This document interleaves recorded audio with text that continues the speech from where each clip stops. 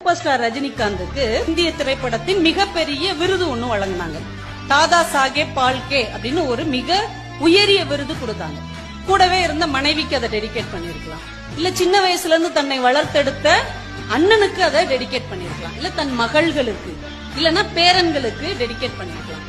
ஆனால் super star Rajinikanth அவ்வளவு பெரிய மேடையிலே அந்த விருதை யாருக்கு டெடிகேட் பண்ணார் தெரியுமா?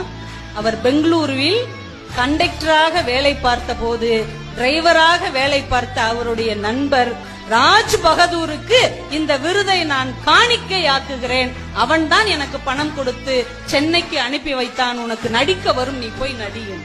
எத்தனை வருஷம் கழிச்சு?